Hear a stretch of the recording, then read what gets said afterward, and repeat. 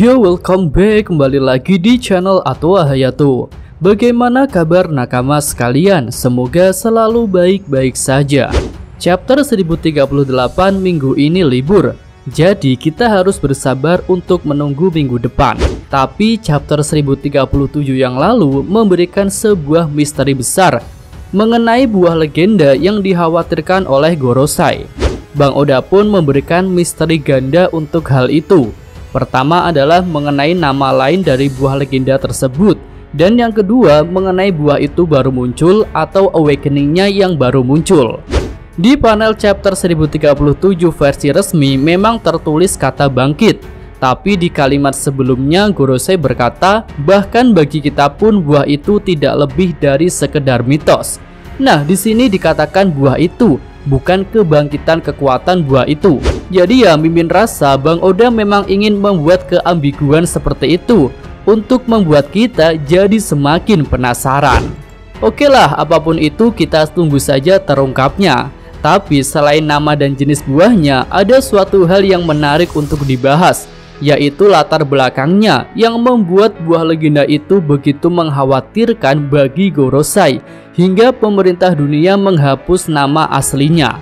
Jika bicara mengenai sejarah, yaitu kapan, di mana, dan hal apa yang dilakukan oleh pengguna buah itu di masa lalu, tentu ada timeline yang sangat sensitif bagi pemerintah dunia, yaitu Void Century atau abad kekosongan. Suatu masa yang disembunyikan oleh pemerintah dunia, masa di mana pemerintah dunia melakukan suatu hal yang kelam hingga mereka berniat menutup-nutupi hal itu. Jadi pengguna buah itu di masa lalu adalah orang yang hidup pada abad kekosongan. Jadi mungkinkah penggunanya adalah Joy Boy? Ya, harusnya sih seperti itu, karena sosok Joy Boy lah yang paling ditakuti oleh pemerintah dunia di masa lalu. Dan skema pertama ini akan mengarah kepada Luffy sebagai penerus Joy Boy.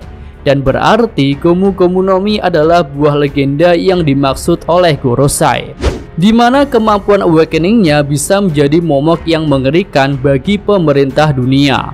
Lalu ngomong-ngomong tentang Gomu Gomu no Mi, 3 tahun yang lalu Mimin sudah pernah membahasnya, bahwa Gomu Gomu no Mi adalah buah yang spesial karena punya kemampuan unik bisa berubah ke tipe lain, yaitu tipe Zoan. Jika tertarik dengan pembahasannya bisa tonton video Mimin yang ini. Lalu selain berubah ke tipe Zoan, masih ada kemungkinan jika Gomu Gomu no Mi bisa berubah ke tipe Logia jika mengacu kepada bentuk asal karet, yaitu getah. Ya, tentu dengan kemampuan spesial seperti itu, Gomu Gomu no Mi memang buah legenda yang dimaksud oleh Gorosei. Dan berarti kata bangkit di sini merujuk pada bangkit secara kekuatan, bukan bangkit secara fisik buahnya. Yos, kita lanjut pada kemungkinan kedua yang menyatakan bahwa bangkit adalah fisik buah itu baru muncul, sehingga Gorosei sendiri belum pernah melihat buahnya secara langsung dan mengatakan itu sebagai mitos. Iya, selain bisa dimiliki oleh seseorang yang berbahaya pada masa lalu yaitu Joy Boy, mungkin saja buah itu memiliki kemampuan lain yang bisa mengungkapkan kejadian di masa lalu. Jadi dengan kemampuan buah legenda itu, orang-orang di masa depan benar-benar akan bisa melihat kejadian yang terjadi pada masa lalu secara langsung. Tapi hal itu bukan berarti ada orang yang bisa pergi ke masa lalu lalu kembali ke masa depan. Kemampuan seperti itu sudah dinyatakan tidak ada lewat perkataan Kozuki Toki yang mengatakan bahwa mustahil untuk pergi ke masa lalu. Tapi tentu tak perlu pergi ke masa lalu untuk mengetahui hal yang terjadi di sana. Bisa saja hanya dengan melihat alias penerawangan saja.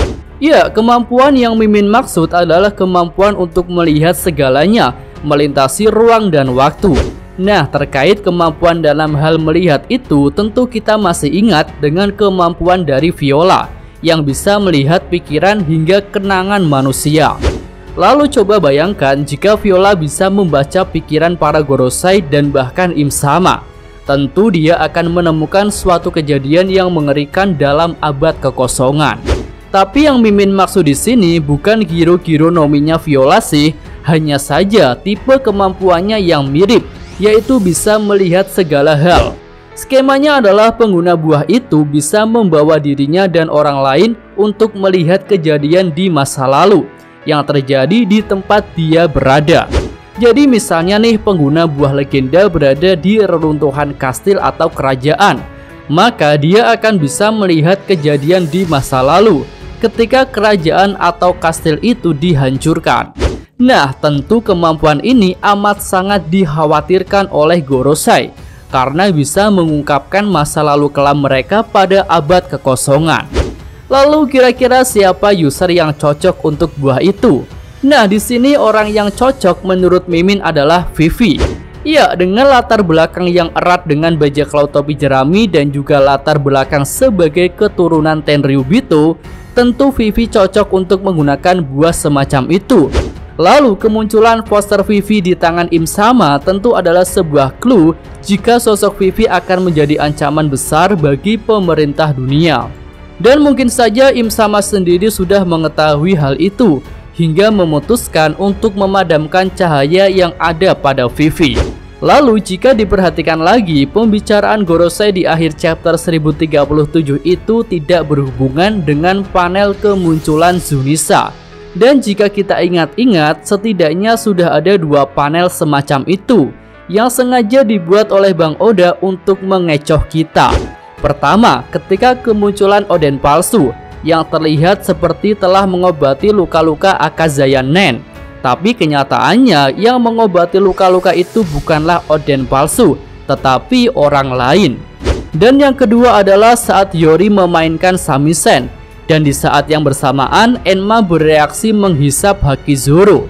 Ketika itu tentu kita beranggapan bahwa Samisen Yori lah yang membuat Enma aktif, tapi kenyataannya tidak.